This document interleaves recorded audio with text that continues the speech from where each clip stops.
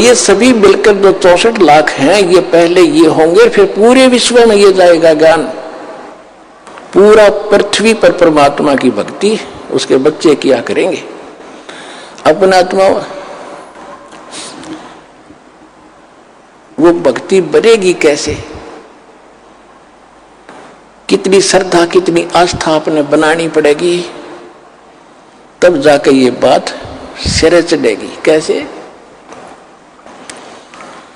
लागी का मार्ग और है, लग चोट काल जा करके, लग चोट काल जा करके, लग चोट काल जा करके, लागी का मार्ग और है, लग चोट काल जा करके।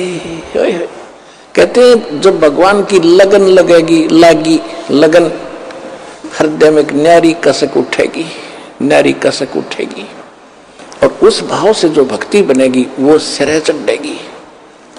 एक ऊपरले मन से भक्ति और भाव दान करने से लाभ नहीं होगा। क्या क्या बताते हैं? इस परमात्मा के पाने के लिए राजाओं ने राज त्यागे, कैसी कैसी कठिन साधनाएं की, पर बात नहीं बनी।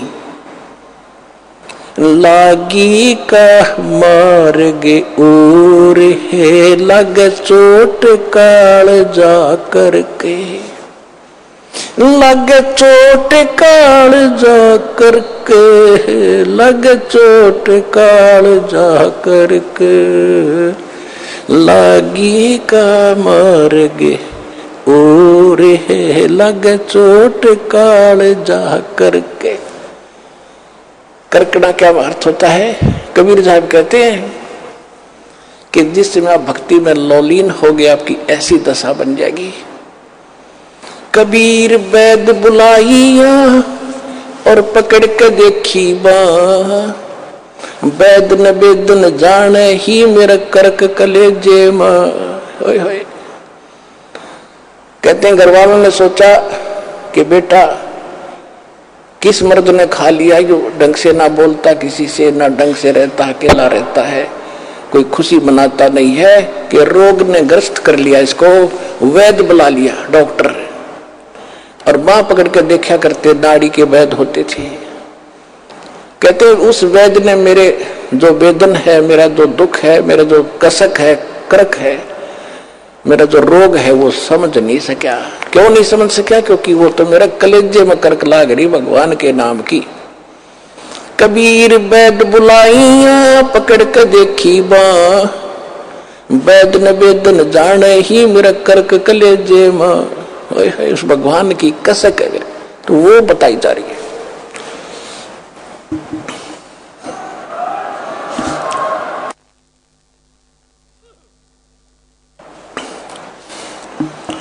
लागी का मार्ग और है, लगे चोट काल जा करके, लग चोट काल जा करके, लग चोट काल जा करके, लागी का मार्ग और है, लग चोट काल जा करके। बन बीच बरतरी भूप ने एक मारा ताण निशाना, बन बीच बरतरी भूप ने एक मारा तीर ताण निशाना। घड़ी सदी थी आवन की, किसी साधु का हो गया आना। घड़ी सदी थी आवन की, साधु का हो गया आना। कोई मुआ मर्ग जवा दियो, नत तार धरो न बाणा। वो जिंदा कर दिया डोर था, सस बना परीक्षा करके, सस बना परीक्षा करके, सस बना परीक्षा करके। लागी का मार्ग और है लगे चोट काल जा करके।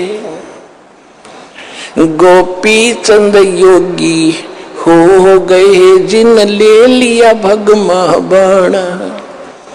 गुरु महल जनाने भेजते डोडी में अलख जगाना। भोजन 3600 छोड़ के भिक्षा का भोजन खाना। तन पड़ गया व्यंजन 3600 छोड़ के भिक्षा का भोजन खाना। तन पड़ गया कम जोर थारा खाया उदर भर के।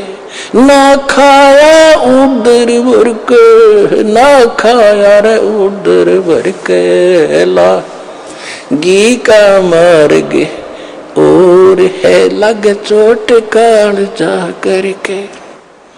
बाजीद कहे उठाओ ऊंट को लोग कहे ये मुआ। बाजीद कहे उठाओ ऊंट को लोग कहे ये मुआ। उठन वाली चीज रही ना गया ओड सलानी सुआ। उठन वाली रही उठन वाली चीज नहीं गया ओड सलानी सुआ। कुछ नक्सक बिगड़ा है नहीं बाजीदा अचरज हुआ। कुछ नक्सक बिगड़ा है नहीं बाजीदा अचरज हुआ। जिन करा अचंबा घोर था शस जिन तजा राजकाल से डर के। जिन करा अचंबा घोर था तजा राजकाल से डर के। तजा राजकाल से डर के, तजा राजकाल से डर के। लागी का मार्ग और है लग चोट काल जा करके। सुल्तानी मगन बैराग में इब्राहिम सुल्तान अदम के बारे में बताया जा रहा है। सुल्तानी मगन बैराग में जिन तज दिया बलख बुखारा। कदे पालकियों में चाल तेरे आज ठालिया गुदड़ बारा। सब संगी छोड़ी रोवती रोवे था कौन बासारा। सब संगी छोड़ी रोवती रोवे था कौन बासारा। शोर मचारण वास में ना देखा पीछा फिर के। ना देखा पीछा फिर के, ना देखा रे पीछा फिर के। लागी का मार्ग और है लगे चोट काल जा करके। लागी का मार्ग और है लग चोट काल जा करके। लग चोट काल जा करके। लग चोट काल जा करके। लागी का मार्ग और है लग चोट काल जा करके। कुएं में शेख फरीद ने कैसी मीठी बोली बासा। कुएं में शेख फरीद ने कैसी मीठी बोली बासा। तुम चुन चुन कागा खा ली और मेरे हाडों पर का मासा। तुम चुन चुन कागा खा ली और मेरे हाडों पर का मासा। मेरी दो नाना छेड़ियो मोहे राम मिलन की आशा। मेरे दो नैना मत छेड़ी और मोहे राम मिलन की आशा। जिन करी तपस्या गोर थी वो होए आसरे हर के। वो होए आसरे हर के। वो होए आसरे हर के। लागी का मार्ग और है लग चोट काल जा करके। लग चोट कालजा करके, लग चोट कालजा करके, लागी का मार्ग और है, लग चोट कालजा करके। पीपा दरिया में कूद गए रटिन, कैसी करी डिठाई, वो डर पाला जीत गए जिन, सर धड़की बाजी लाई, वो नर पाला जीत गए जिन, सर धड़की बाजी लाई। कह मंगलानंद चेतियो तुम, सोच समझ मेरे भाई, कह मंगलानंद चेतियो लो, सोच समझ मेरे भाई।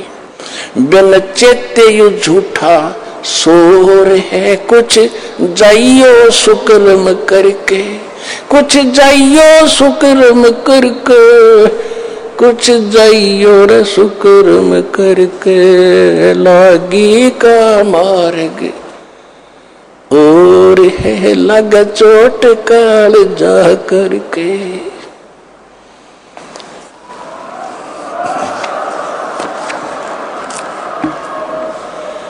पुण्यात्माओं, इसको सत्संग कहते हैं, इसको तत्व ज्ञान कहते हैं। अब देखो, गोपीचंद यानी भर्तृ, ये दो अलग अलग थे। भर्तृ भी राजा थे, गोपीचंद भी राजा थे। भर्तृ जी एक दिन राजाओं में ये कुबद पैदा कर देता है, काल ये बकवाद घनी करते हैं, सारे पाप करते हैं, बेशक कितनी अच्छी आत्मा का हो। जंगल में गए हुए थे शिकार करने के लिए, सुबह सुबह एक मर्ग को मार दिया तीर से भर्तृ जी राजा ने। उसी समय गोरखनाथ आगे साधु, उसने कहा, रे ए भाई कौन है तू, और तूने ये भगवान का बच्चा क्यों मार दिया? भर्तृ ने कहा कि मैं राजा हूं, भर्तृ नाम है मेरा साधु। तो भले आदमी, तेरे बेटे को कोई मार दे, तू क्या सजा देगा उसको कि उसकी खाल उतार दूं? तो ये भगवान का बेटा मार दिया तूने, तेरी खाल उतारेगा। ये सुनने नहीं है, इसमें मालिक के हैं। तू तो 2 दिन का राजा है यहाँ, कल तेरी मृत्यु हो जाएगी, तू कहां जाएगा पता नहीं, फिर तूने बदला देना पड़ेगा, ये तेरा शिकार करेगा। अब उसमें भगवान से डरने वाले होते ही हैं, अच्छी आत्मा होती है जो आगे भक्ति करती हैं, चाहे वो राजा भी थे। तो वो कुछ संतोष हुआ, ज्यादा नहीं कुबद करी संत के साथ। उसने कहा कि यदि तू संत है, शिक्षा दे रहा है, तेरे पास कोई शक्ति है, इस मर्ग ने जीवित कर दे जो मैंने मार दिया, मैं तेरा चेला बन जाऊंगा। गोरखनाथ जी ने वो जीवित कर दिया और भर्तृ उसका चेला बन गया। तो भर्तृ को क्या मिला? खाक मिली। यानी इतनी सिद्धि वाला भी कोई संत हो और जिसके पास ये मंत्र नहीं है जो दास आज आपको दे रहा है, वो व्यर्थ है, यूजलेस है। अब ये सिद्ध करना चाहता दास आपको, फिर सुनिएगा। कुएं में शेख फरीद ने कैसी मीठी बोली भाषा। अब जब प्रसंग चला था भर्तृ का, उसने नाम ले लिया, राज भी त्याग दिया, लेकिन कुछ नहीं मिला। ये धक्के खा रहा इस काल के लोग में। अब शेख फरीद नाम के एक मुसलमान थे, बचपन से एक कसक थी उसकी भगवान की, घर भी त्याग दिया। एक ऐसे सूफी संत का चेला बन गया जाकर, जो एक आंख से काना था। काना मन एक आंख छोटी थी उसकी, वो खुद की भी छोटी थी एक आंख। यानी ये तो अलग प्रसंग है, लेकिन वो इतना सिद्ध प्रसिद्ध था कि जो भी वो वचन कह देता साफ ठीक हो जाता है, इतना सिद्ध प्रसिद्ध था। और वो सिद्ध कौन थे? वो पिछले ही आप जैसे जो अब भक्ति आप कर रहे हो ना, इसके बारे में बताया पर गरीबदास साहब ने परमात्मा की महिमा के शब्द महल में सिद्ध 24 हंस बक्षोड़े विश्व विसा। कि इस जो नाम हम देते हैं आपको, इसमें 24 सिद्धियां आ जाएंगी आप में। और अगर ये इन सिद्धियों का तुमने प्रयोग करना शुरू कर दिया तो फिर आपकी टायर पंचर हो जाएगा, गाड़ी यहीं खड़ी रहेगी। अब वो प्रसंग नहीं है, दूसरा फिर सुनाएंगे। तो ये जो नाम आपको दे रखे इसमें इसी सिद्धि बहुत आ जाएंगी, लेकिन आपने प्रयोग नहीं करना, नहीं तो आपकी प्रभुता हो जाएगी और आपकी पूंजी नष्ट होनी शुरू हो जाएगी, आप पार नहीं हो पाओगे। फिर भी अब क्या हुआ कि वो पहले आप यहाँ से चले, जो रह गए वो भटक रहे हैं, वही प्रसिद्धि हो पाई। उन्होंने किसी को कुछ कारण से प्रसिद्ध था, कोई किसी कारण से प्रसिद्ध था। गोरखनाथ भी ऐसे ही प्रसिद्ध था। जब परमात्मा के सामने आया तो उसकी अकल ठिकाना हुई कि गोरखनाथ सिद्धि में फूला, सिद्धि में भूला, टूणे टामन हांडा फूला, ये जंतर मंत्र जोग निभाई, काल चक्र तुम जोरा खाई, तुम हो जम की फर्दी माही। तब परमेश्वर से नाम लिया, कहते हैं सतगुरु कबीर गुरु और गोरख चेला, फिर 9 खंड में वो रमे अमेर अकेला। अब कहने का भाव यह है कि परमात्मा का बच्चा था।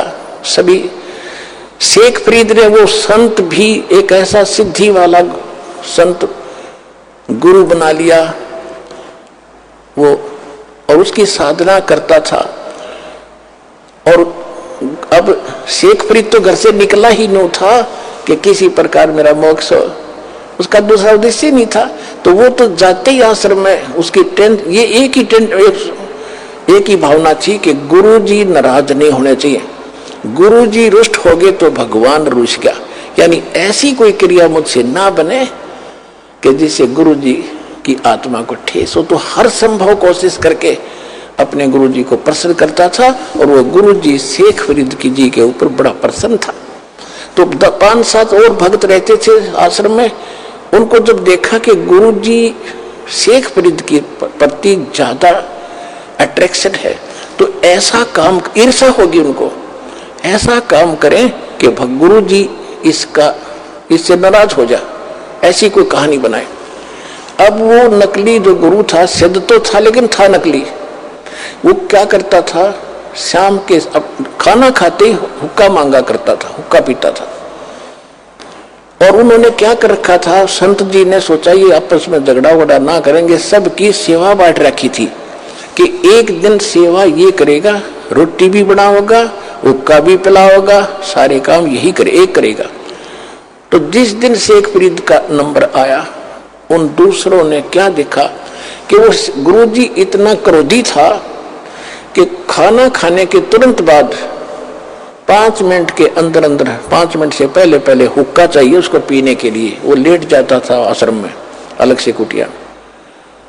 अगर 2-4 मिनट लेट हो जाता तो उसको इतना धिक्कार था, गुस्सा हो जाता था, उसको कई दिन सेवा से वंचित कर देता था, मुंह से नहीं बोलता था, बाहर एक साइड में बैठा देता था। तो वो ये चाहते थे कि इसके शेख फरीद के साथ कभी ऐसा बने, वो मौका देवा नहीं था।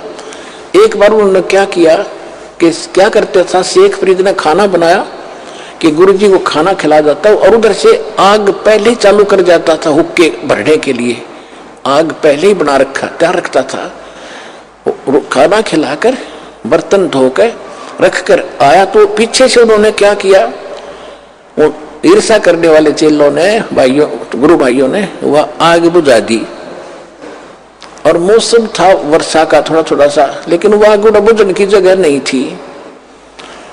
तो उसने उस समय ये ध्यान नहीं दिया आग क्यों बुझ गई। उसको तो ये चिंता थी कि आज तेरी करी कराई भक्ति गई और नाश हो जाएगा, गुरु जी नाराज हो गए, और कोई आग नहीं, चूल्हा खत्म बंद हो गया। वहां से आधा किलोमीटर 1 किलोमीटर की दूरी पर नगरी थी, उसकी बाहर की तरफ उसने धुआं उठता देखा। वो दौड़ा दौड़ा गया। एक माई भोजन बनाने की तैयारी कर रही थी, ऐसे चमास, यानी वर्षा के मौसम में लकड़ियां भी अच्छी नहीं, गिल्ली गली सी सी हो जाती हैं। वो मुश्किल से आग फूंक मार मार कर बनाओ थी, धुएं में आंखें लाल हो रही थी। और शेख फरीद भाग्या गया कि माई आग दे दे, माई आग देना, माई आग देना। उसने देखा बाबा जी आ गया। वह थी गुस्से वाली, कहने लगी आग अच्छे नहीं मिलती, आंख फुड़वानी पड़ती, आंख फुड़वा ले तू अपने, तू फुड़वा ले आंख। अब उसने सोचा भाई आग मिल जानी चाहिए, गुरु जी प्रसन्न हो, आंखें फुड़वा लूंगा। माई ले, उसने चिमटा दे के आंख काट के दर दी, ले माई मैंने आगे दे जल्दी, मेरे गुरुजी दुखी हो जाएंगे। और माई ने देखा तो उस बाबा का चेला है, गुस्से बता कह दी वाडर की कि वो तो शराब देगा, तेरा नाश होगा। उसने तो सारी आग निकाल दी जितनी बना रखी थी धड्डे बाबा जी। वो गाल के तो भाग लिया। उसने देखा कि आंख ताड़े छोड़ गई वो। अब रात होगी, रात ना और सजावा कैसे। उधर से लड़के ने अपना पल्ला बांध, एक आंख पर ऐसे कपड़ा बांध लिया, घेर लिया मुंडा उसके ऊपर। और गुरुजी ने पहली आवाज दी थी, आश्रम में प्रवेश हुआ था, अरे शेख फरीद इतनी देर कैसे लगा दी हुक्के को। दूसरी आवाज जब दी, रहा कहां मर गया शेख तू, फरीद कहां मर गया। आया गुरुजी, आ गया गुरुजी। भाग दौड़ के हुक्का दर्जिया चलम। हुक्का दर्जिया तो देखा राग का क्या लग गया, आपकी दया है गुरुजी, कुछ नहीं लगा। वो भी कि मैं तो नाज का नसार कुछ फिर होके खा। वो गुरुजी तो पी के सो गया। वो सारी रात बेचारा जैसे दुखी सुखी रात काटी। माई ने रात नींद नहीं आई। वो तो सुबह उठते ही एक और सहेली को लेकर साथ में और उस आंख को लेकर गुरुजी के पास गई, संत के पास, और माफी मांगा, नाक रगड़ा, मुझे गलती होगी। माई ने सारी कहानी बताई। वो संत पूछा, रहे बात क्या है? कि आपका चेला गया था, आग लेने गया था, मैं गुस्से में थी, मैंने कह दिया आंख फूट रही, आंख फूटने से आग मिलती है, आंख फुड़ा रखी मैंने तो भी फुड़वा ले। उसने सचमुच आंख निकाल कर दर्द दी, बाबा जी मैं तो घनी दुखी होगी, मेरे गलती होगी, माफ करो। तो उसने देखा कौन गया था कि पता नहीं, मैं नाम तो नहीं जानती। गुरुजी ने पूछा, अरे शेख था कल तो भाई, वो फरीद था, फरीद बोला सारे आगे।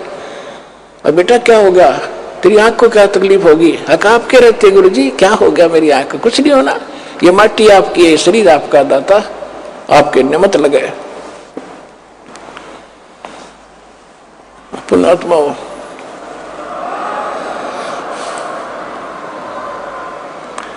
अब ऐसी समर्पित आत्मा और कहा जीवन नाश कर गई। दास ये बताना चाहता आपको। तो उसने कहा कि बेटा खोल इस पट्टी को। उन्होंने पट्टी खोली, आंख ठीक ठाक होगी, साबित आंख होगी पर होगी छोटी, दूसरे वाली से छोटी होगी पर आंख ठीक ठाक होगी। और वो आंख पड़ी माई के बर्तन में।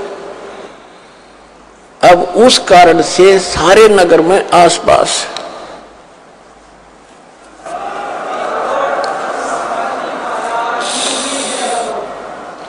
उस बाबा जी की, उस नकली संत की सिद्धि के कारण इतनी महिमा होगी, मैं पूछो मत, संत हो तो ऐसा हो। अर्पणात्मा फिर शेख फरीद जी को डाउट क्या रहा कि ऐसा महापुरुष ये जो ज्ञान देगा सारा ठीक होगा। अब कहते हैं लागी का मार्ग और है लागे चोट काल जा करके। ऐसी लगन लगेगी तो भगवान मिलेगा, लेकिन वो लगन और गलत स्थान पर लगा दी। अब गाय से दूध मिलेगी, सब ने पता, अब गाय से दूध मिलेगा।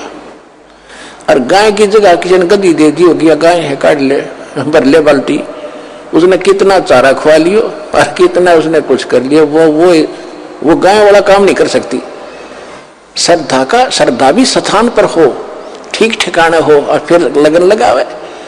आम बबूल का बीज बोके और आम चाहने के लिए उसकी पूरी सेवा रहे, अंत में बबूल ही लगेंगे, आम नहीं लगेगा। आम के लिए तो आम का बीज बोकर फिर वही लगन लगानी पड़ेगी, जिस तरह बबूल के पेड़ को प्रफुल्लित करने के लिए किया। तो यानी आम का बीज बोकर भी वही श्रद्धा रखनी पड़ेगी, वही तरीका अपनाना पड़ेगा, तब ये बात बनेगी। फिर क्या हुआ, कुछ दिनों के बाद वो संत की मृत्यु होगी, सूफी संत मुसलमान की।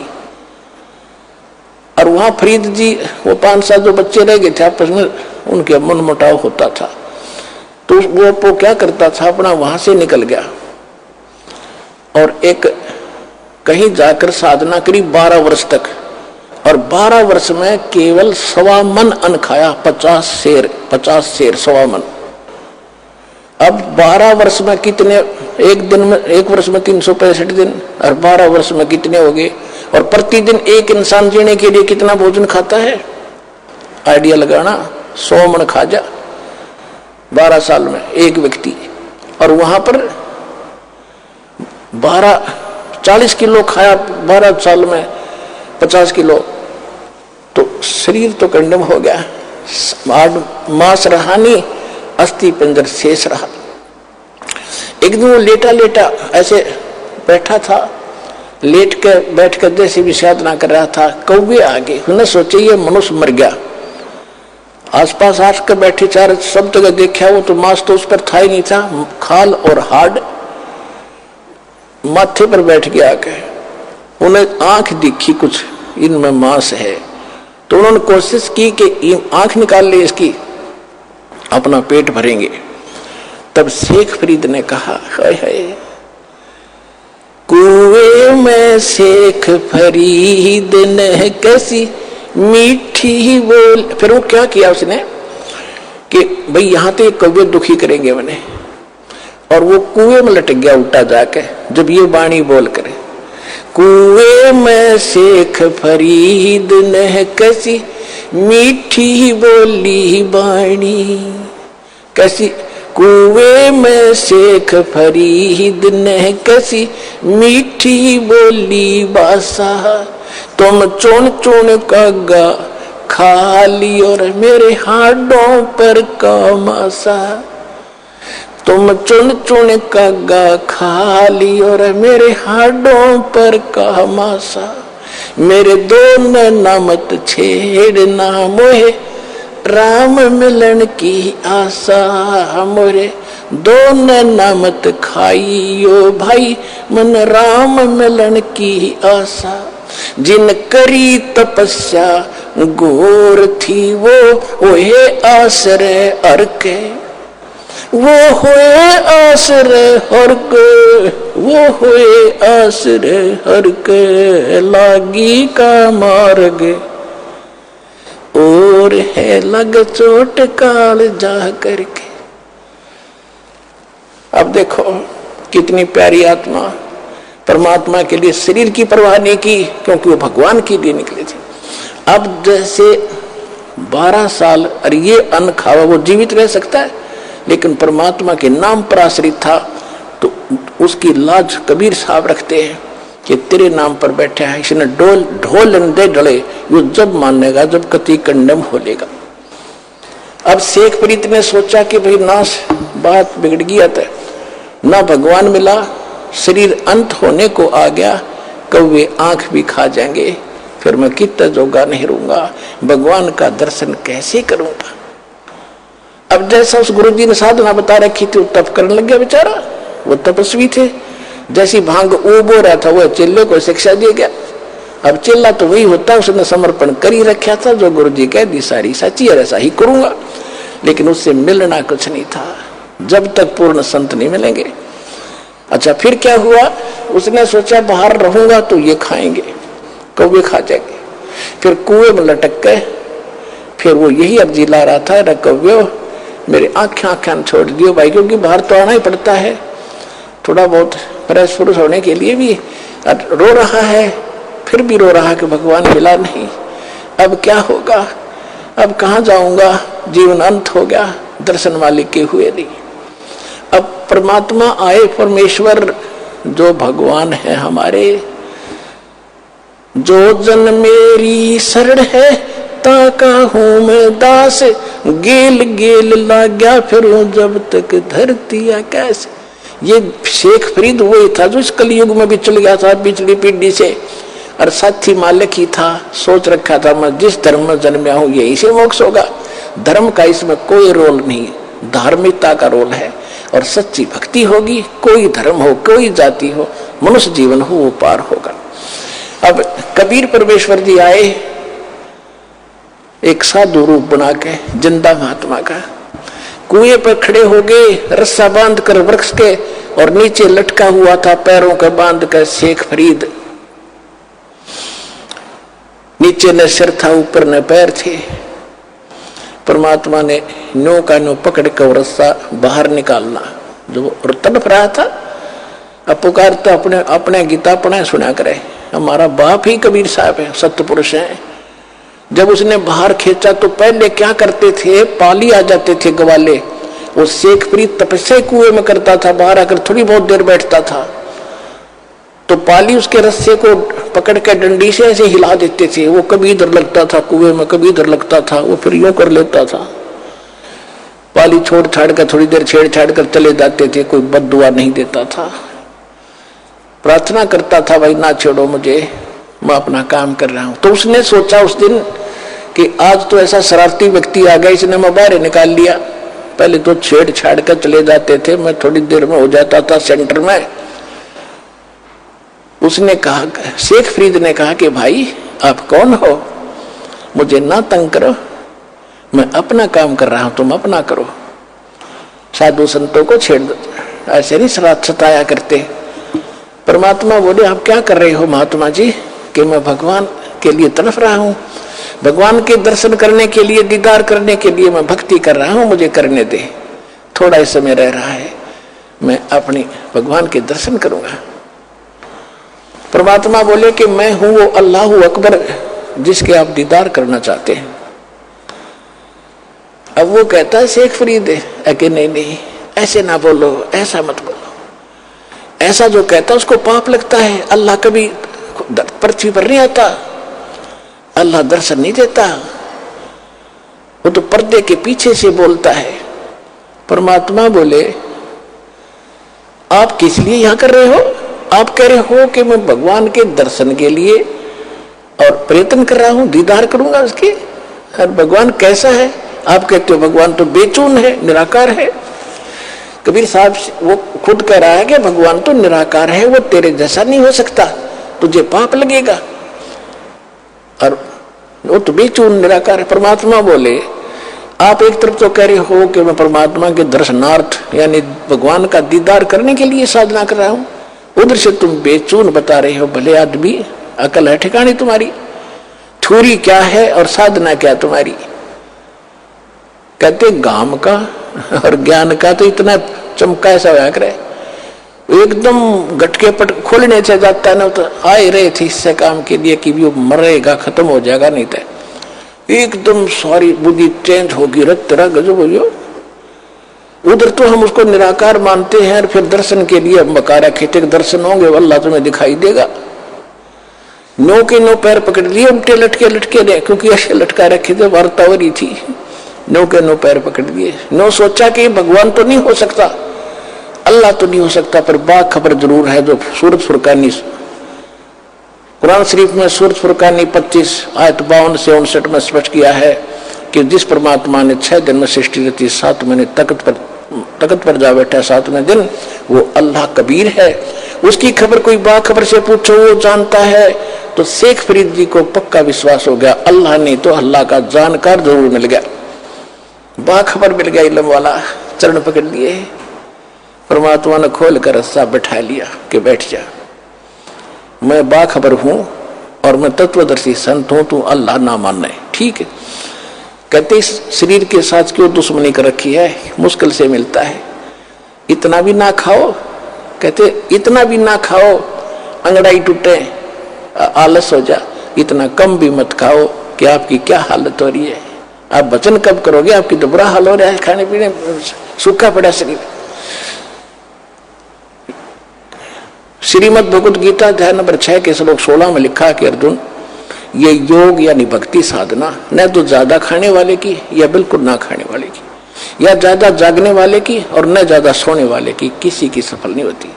सूक्ष्म वेद में बताया है कि प्रथम अंदल संयम रखे, संयम करे खाने और पीने पे, और योग युगत सब सतगुरु भाके।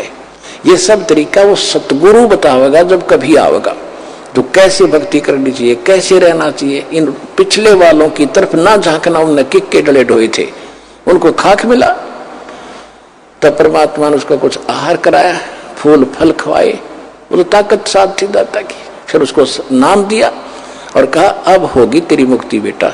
जब शेख फरीद की मुक्ति हुई, पुण्यात्माओं आप उन पुण्यात्माओं में से हो, परमात्मा आपको इकट्ठा कर आज लाया है, आपको सहज में वो मार्ग मिल गया है। इसकी भक्ति करो और सच्चे दिल आखिरी सांस तक लगे रहना, संसार की तरफ ना देखना, तुम्हारा बेड़ा पार होगा, तुम्हारा मोक्ष होगा।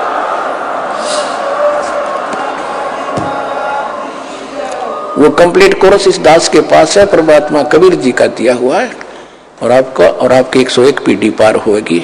लिख लेना बेशक, अगर सच्चे दिल से लगे रहे।